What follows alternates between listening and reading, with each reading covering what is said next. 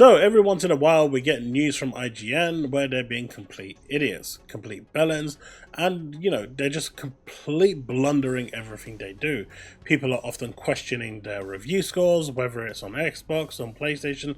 It happens on both sides when they give a low score, and people often wonder why. Why are these games getting maybe a mark, 1 point below? And for the most part, these marks actually make a difference because it affects the game's popularity. It kind of is like a scale of whether someone is going to buy the game at full price or if they're going to check it out at all. So these reviews, unlike what people like to say where it's only their opinion and I make my own opinion, for the most part people aren't like that, and they will just go and look at these reviews, look at the score and say, right, that's a game I'm going to buy on sale. This obviously has a lot of knock-on effects when you're looking at it, especially when it comes to companies' revenues and whatnot. Days Gone sold 8 million copies in the end, but at launch it wasn't received well, and as such, because of its bugs and problems, it was refused a sequel, and now we're getting a remaster where they're trying to revitalize it. But the point still stands. At the end of the day, review scores do matter, especially when it's coming from big publications like IGN, Eurogamer, and so forth.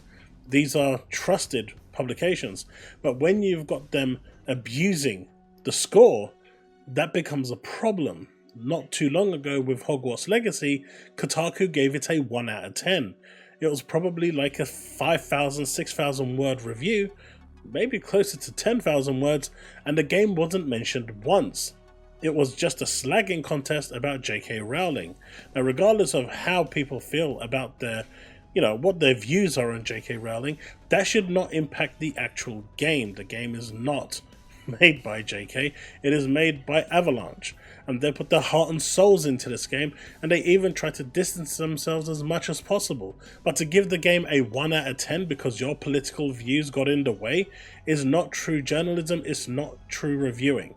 And as such, it's no surprise that Kotaku, in most of its form, doesn't exist today. And for good cause, because if you're going to report stuff like that, you don't need to be here. Well, fast forward, we've seen it multiple times before, but now IGN are doing exactly the same thing, and I think this is absolutely disgusting. But let's have the drop and get into it. And as you can see here, a video game reviewer for IGN, I don't understand why the word transgender even has to come into this. It just literally, that on its own is just telling you everything you need to know about this whole situation, right? The fact that political ideologies are being placed in to force here, it's just stupid. But anyway, video game reviewer for IGN says he will deduct points if maps refer to it as the Gulf of America in any future games. Now, I'm not going to sit here and say I agree with what's going on there, but at the end of the day, it's a video game, and a video game should be judged by its merits. Now, we do have a bit more over here. This is the same person, basically the one that was pictured. I'll take a whole point off the review score for any future map games that call it the Gulf of America. How is this justifiable by anyone? Like, if IGN is seeing this, in my opinion, this person should just be removed, because now any review that they give is tainted. They cannot be trusted, right? Because now you know that they are putting their political ideologies ahead of the actual game. And if it is pro in what they believe, the game is going to get a higher score by default. If it isn't pro to what they believe, the game is going to get a lower score by default. As such, the fact that he is still employed, or whatever he identifies as, at IGN is a disgrace. Now, people might, some of you in chat might be thinking, what does it matter? I've already explained at the start of the video why it does matter and why it's important.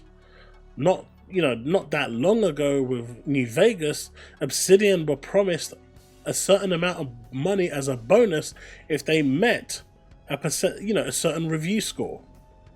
And the fact that they didn't meet it, they missed it by 1 point, meant that they didn't get it. And a lot of people criticized Bethesda at the time, But the reality is they failed to hit that point, whether it was for review bombing, disingenuous reviewing, or whatever. The fact is, the staff at the end of the day who poured their heart and souls to make sure they hit that score were robbed of that. And now we're seeing similar things here. Now, I'm not saying that this is going to happen again, where people are, developers are going to be snubbed the bonus or anything. But the fact is, if that was a situation internally, this would prevent them from actually getting that, that bonus. And, there are performance-based bonuses as well, and stuff like this just absolutely hamper, and there's no need for it. He goes on to say, "You think I'm joking? You think I want to do this forever? I can start some fires on the way out. Try and call the bluff." Basically they're saying, I don't care if they fire me. I will burn the whole thing down and review badly and all this, as if IGN won't pull the review anyway. And then he finishes up by saying, "Nobody has ever let this amount of soft power go to their head before, as far as I know," which none of this is relevant to the game being reviewed. The game should be reviewed on its merits, right? It should be reviewed on its graphics, its music, its story, its gameplay, its, cinematics. If applied, the actual ambiance of the game in terms of how alive it feels, the side quests, the main mission structures, the leveling up system, the gear system. All of this is what should be deciding whether the game is good or not, or whether it'll appeal to you. But your political thoughts and feelings should never interfere with a review. And here lies the problem. IGN now have people working for them who will be reviewing games based on their political thoughts, is going to judge the game yes or no, in terms of, is it going to get a good score or not? There's already premeditated bias going into this. Now, IGN has notoriously been a joke when it comes to reviews anyway, but this just doesn't help their cause. This doesn't help IGN. This just makes them look more of a joke. And IGN should be taking a stand for this.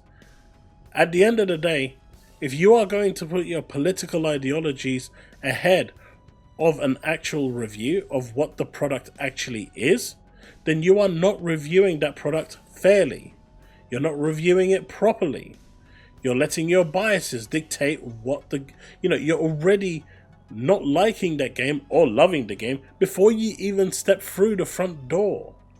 And this is a problem, because there are knock-on effects to a game getting a bad score.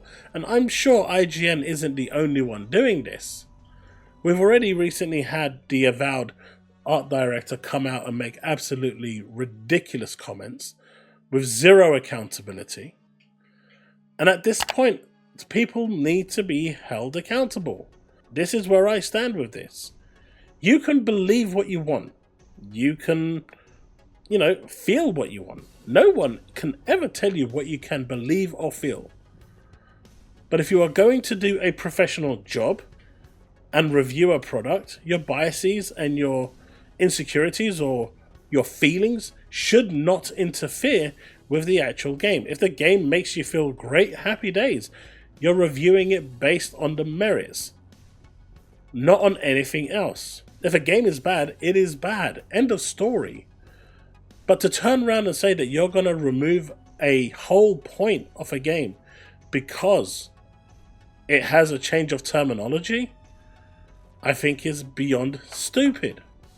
And the game industry needs to change. People need to be held accountable. I don't like making these videos, but I did want to talk about it because it's important. I think there are, these topics, they kind of turn up something, and you've got the usual crowd of Grums, JT Smash, and those are complete and utter wackos, right? They are complete stupid. They go, I don't even know what they're fighting for anymore. They're just making videos purely on the basis of rage baiting. But this isn't what is happening here. As I said at the beginning of the video, I don't even understand why they use the word transgender. It has no relevance to the topic at hand. The topic at hand is the fact that they're letting their political ideologies impact a review. And that should not be happening under any professional organization, especially one such as IGN. And I know calling them professional is a joke in itself, especially in this day and age. But there has to be some accountability, because these studios, these developers pour their hearts and souls into the game. And, you know, if it's a Dragon Age Veilguard situation, fine. You know, knock the points off or do what you want. In my opinion, Dragon Age went way too far. And do you know what? EA felt the same too. They got rid of all the writers. So accountability was held, and those accountable were removed. Pretty much like a normal business, right? I think these reviewers also need to now follow that same procedure. If they can't review a game properly without any biases, then don't review the game at all. That's just my thoughts. Let me know what you think in the comment section below. Let's have that discussion, and I'd love to hear your thoughts, because I'm seeing this happening more and more now, and it's just completely demonizing the whole, you know, review structure, Metacritic. And I know Metacritic and reviews aren't that important, but we have what's called a game of the year at the end of the year. And as you can see, it makes a big difference if you get nominated. Balatro went from not really being noticed after the announcement. It sold, I think, 1 million copies just from being announced at the Game Awards. So it does have a very impactful knock-on effect.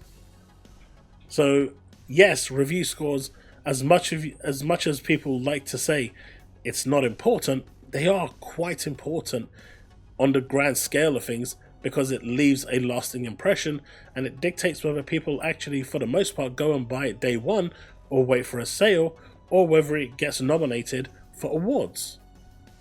Look at Indiana Jones. Sure, it missed the actual thing, but it was a great game. And had it had made in time for the Game Awards last year, I think it would have got nominated, because it was just a phenomenal game. And it got reviewed as such. But anyway, that's my thoughts. You let me know what you think. Let's have that discussion, and I'll see you in the next one. Remain legend.